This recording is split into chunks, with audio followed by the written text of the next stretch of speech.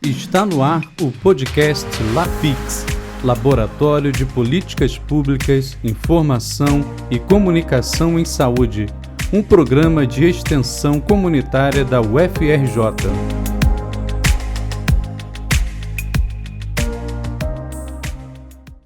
Olá, seja bem-vindo a mais um episódio do LAPIX UFRJ. Aqui você encontrará diversas informações sobre o SUS e sobre a atenção primária à saúde.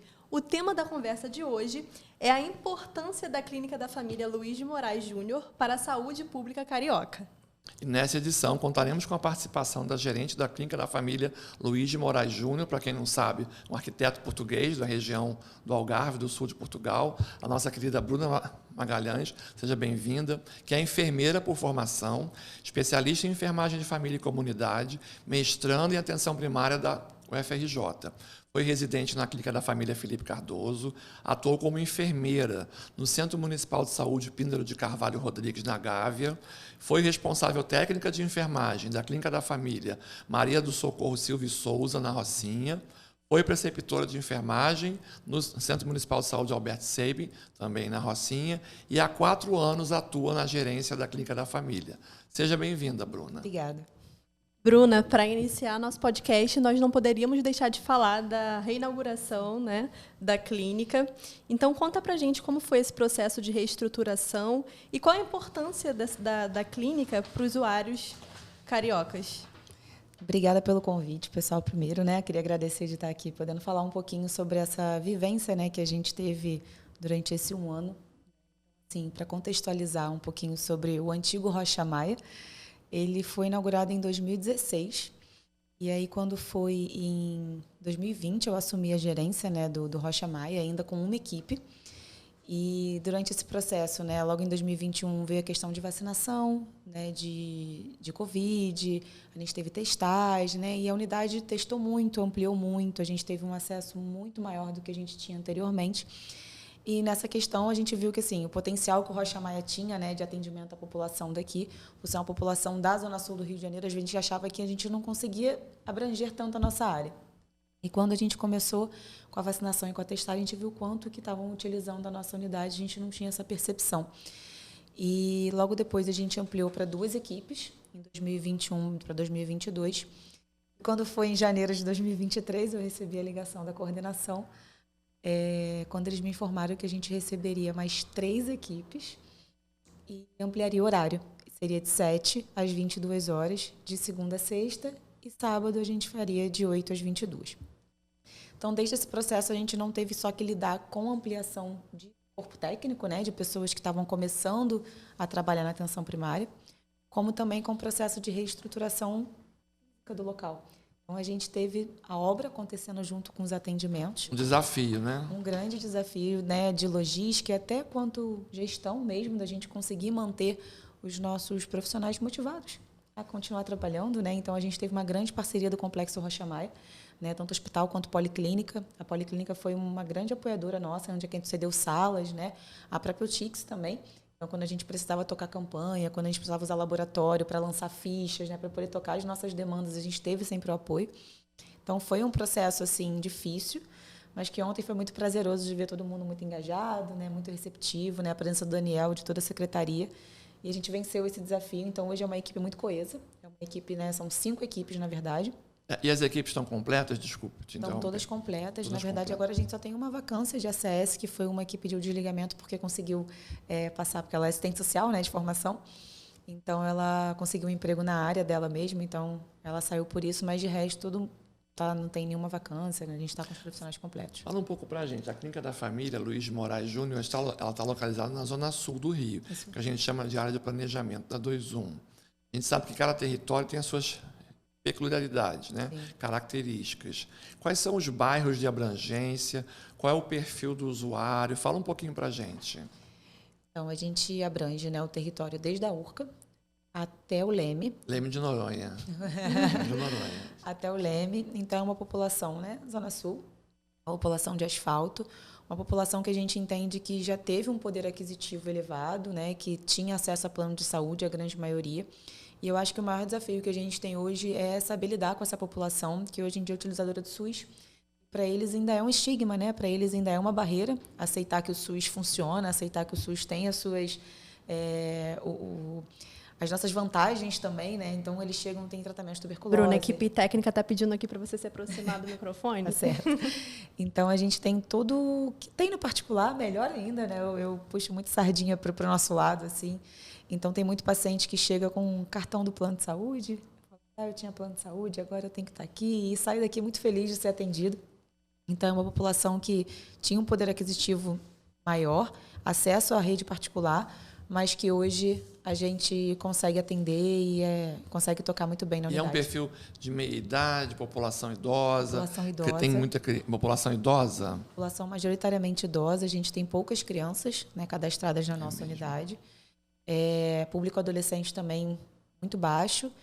Mulheres, né, ali entre 25 a 50 anos já começa a ser um público mais aumentado, mas o majoritário mesmo é acima de 60 anos. Bruna, você chegou a comentar, né? A Clínica da Família Luiz de Moraes faz parte do Complexo Rocha Maia. E dentro desse complexo temos hospital, policlínica, academia, a OTIX. Você pode explicar um pouco como funciona essa integração? Então, a gente tem um acesso, né, a todos os setores dentro do complexo. Assim, a gente tem uma grande parceria, a gente se apoia bastante. Então, vou dar um exemplo do nosso dia a dia, né? Quando a gente tem um paciente que necessita de chamar uma vaga zero, que a gente teria que estar utilizando da vaga zero, né? Para poder chamar, a gente consegue essa articulação com a diretora do hospital. Então já consegue? Porque essa era uma crítica que existia antigamente, que assim estava ainda em processo de construção. Vocês já conseguiram avançar? Já. Que bom, que bom. A gente tem total parceria. Então, esses dias mesmo a gente estava com um paciente, né? Que o polo de dengue acabou fechando agora, né? A gente veio com o paciente ainda com a indicação de que o polo de dengue aconteceria ali, com as plaquetas bem baixas, exames alterados. Então, a gente conseguiu essa articulação dele ficar em observação, era um paciente mais agravado, com algumas comorbidades. Então, a gente, ao invés de chamar a vaga zero, a gente articulou e ela absorveu. Então, assim, é uma parceria bem bacana. Como eu falei antes também com a Policlínica, que cede espaço para a gente. Especialistas também, quando a gente precisa de algum aval, eles estão conseguindo nos apoiar. O Supercentro Carioca está ali já de portas abertas, né, para a gente, de segunda a segunda, no horário estendido. Então, privilégio, né? Vamos dizer assim. Né? É uma praticidade para o usuário, né? Ele encontra ali tudo no mesmo local. Com certeza. E assim, para a gente é uma dinâmica muito bacana, porque o paciente já sai da consulta, a gente já encaminha para o CRIA, já encaminha para a rotina dali mesmo. Então, tem tudo ali dentro, né? Todas as atenções. E como é que funciona o processo de trabalho de uma equipe de saúde da família numa clínica da família? Eu sei que a gente tem carteira de serviços, enfim, mas tenta fazer um apanhado geral assim para a gente. Como é que funciona? A gente tem como norteador do nosso trabalho, né, a carteira de serviços, né, o que rege mesmo para a gente poder ter um norteador ali para começar a fazer sentido o nosso dia a dia. Mas eu costumo ter reuniões, né, com os nossos colaboradores, com os nossos profissionais, para tentar deixar o nosso fluxo de trabalho cada vez mais coeso. Então, a gente tem a nossa porta de entrada, né, o usuário chega na unidade, ele passa direto no acolhimento com os agentes comunitários de saúde. Se ele não for uma pessoa cadastrada, ele faz o cadastro, comprovante de residência, identidade dele, faz o cadastro na clínica. Naquele mesmo dia, ou ele já sai com atendimento, ou ele já sai com um agendamento, né? E aí a gente começa a ir mais a fundo, né? O paciente de alguma linha de cuidado, ele é hipertenso, é diabético, está precisando de uma atenção maior, porque é suspeita de tuberculose. Então, toda essa logística se dá desde o início que ele entra ali na unidade. E, a partir disso, a gente vai direcionando os cuidados. Então, passa pela consulta da enfermeira, passa pela consulta da médica. E me parece, perdão, que também é um polo de PrEP, PEP, como é que é? A gente tem visto algumas pessoas também acessando a clínica para a questão dos medicamentos. Como é que funciona? A gente também tem dentro da unidade, né, do Complexo Rocha Maia, a gente tem o polo PrEP também, que fica sobre minha gestão, que funciona de 8 da manhã às 22 horas, de segunda a segunda. Então, é um acesso bem avançado para toda a população. E o acesso dos medicamentos tem na farmácia, então o paciente já sai, já pega a medicação, como também na clínica da família. Então, a partir de um atendimento, estamos na nossa grade SUS, o paciente já sai e pega a medicação na farmácia também. Então, não sai desassistido de nenhuma maneira, já sai com todo o tratamento. Para quem não conhece esses termos, Bruna, você pode explicar um pouco sobre o PrEP? É a profilaxia de pré-exposição ao HIV, né? Então, são medicamentos que a pessoa, né, se faz parte de um grupo de risco, né, um grupo que tem um risco maior a se contaminar com HIV, ela pode estar utilizando dessa medicação para se proteger. Então, a gente tem uma equipe super treinada, né? Tem treinamento, na verdade, toda semana com o Dr. Gustavo, que é um infectologista. Também tem um infectologista. Na verdade, o infectologista, ele fica mais de fora, ele não é do PrEP, mas ele fica com total apoio. Se a gente tem um caso mais complexo, se a gente tem alguma questão mais avançada de algum paciente, ele está de apoio com a gente sempre. E sobre os programas de formação que tem na unidade, vocês apoiam o programa de residência? Internato, por exemplo.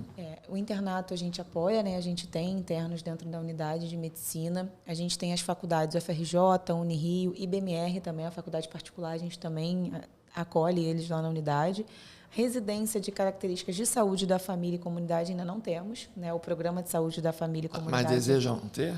Eu super desejo, né? Eu sou egressa da residência, então eu tenho um carinho especial pela residência. Sempre gostaria de ter.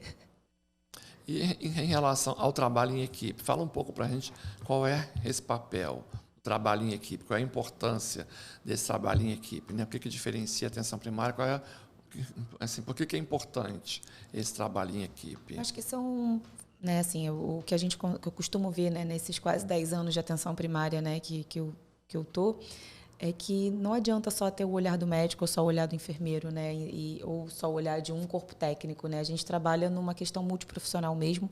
O paciente, ele não é só um paciente que tem tuberculose, ele tem a casa dele, que a gente comentário conheceu, então tem as particularidades daquela casa, como é que é o ambiente daquela casa, será que vai dar para ele se curar dessa doença naquela casa? Ele tem como comer, ele não tem? Então, é um olhar que não é só o olhar pela doença da pessoa, né? É um olhar que olha o paciente como um todo e o seu ambiente também.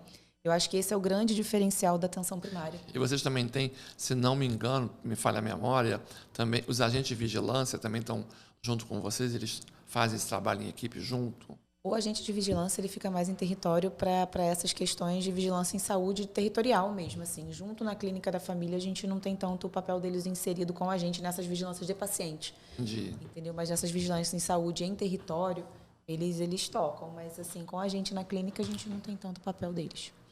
Bruna, já estamos chegando ao fim da nossa conversa e eu gostaria de fazer uma última pergunta. Qual a sua expectativa para o trabalho que vocês vão desenvolver agora em 2024? Essa foi uma pergunta que eu fiz para os profissionais, né? Quais eram as expectativas deles agora com a casa arrumada, né? E assim, todos eles falaram, não, a gente quer bater os indicadores, a gente quer conseguir atingir as metas, né, estipuladas pela prefeitura e conseguir dar uma atenção para os pacientes de qualidade, que em 2023 a gente fez de tudo para que o trabalho não parasse, mas não era a melhor qualidade que a gente podia dar no meio de uma obra. Então, eu acho que está todo mundo muito engajado para que agora funcione com a casa arrumada, com a casa bonitinha, né, com esse ambiente tudo preparado para a gente poder receber a população. Bruna, muito obrigado por participar do podcast do LAPIX. Agradecemos também a todos vocês que estão acompanhando os nossos conteúdos. Não esqueçam de seguir as nossas redes sociais, @LAPIX, o FRJ no Instagram e no YouTube. Tchau e até a próxima.